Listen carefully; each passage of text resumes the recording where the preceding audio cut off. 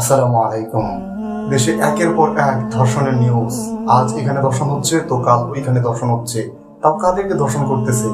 2 বছর, 3 বছর, 6 বছর, 10 বছরের শিশুদের, যাদেরকে আমরা নিতান্তই শিশুই বলে থাকি। এইসব শিশুদের ধর্ষণ করছে কিছু নরপশু। এরা কি সত্যি মানুষ? এদেরকে আপনি সত্যি কি মানুষ বলবেন?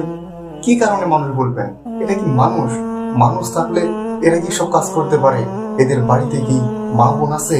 এরা কি সত্যি মা বোন নামে কোনো শব্দ শুনেছে এই পৃথিবীতে? আর আমাদের দেশের কথা কি বলবো, দেশের বিচার ব্যবস্থার কথা কি বলবো? এদেশে একজন পাগলের সান নাই, একটা 2 বছরের শিশুরও সান নাই। আপনারা হয়তো টাঙ্গাইলে দেখেছেন একটা অন্তঃসত্ত্বা মহিলাকে একদম ধর্ষণ করে মেরে ফেলেছে। এমনকি তার যে সন্তান ছিল 3 বা 4 মাসের যে সন্তান, সেইটাকেও মেরে ফেলেছে।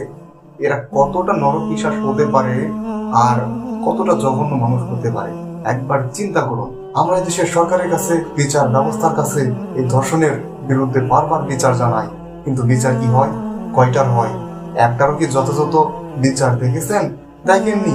দেখেছেন হয়তো বা নিউজ পেপারে, ওইটুকু পর্যন্ত হয় অমুক ব্যক্তির মৃত্যুদণ্ড কার্যকর করা হলো।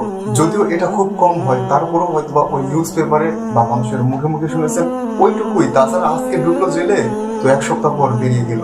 এই হচ্ছে আমাদের দেশের বর্তমান বিচার ব্যবস্থা। এদেশের মানুষ বুঝে গেছে এরা আর ধর্ষণের বিচার পাবে না, সেই জন্য বিচার আর চায়ও না। কার কাছেই বা বিচার চাবে? কেই বা বিচার করবে? কারণ এই দেশে কোনো মন্ত্রী, এমপি কিংবা ওই প্রধানমন্ত্রীর ছেলে মেয়ে, তারা তো এরকম ধর্ষণের শিকার হয়নি।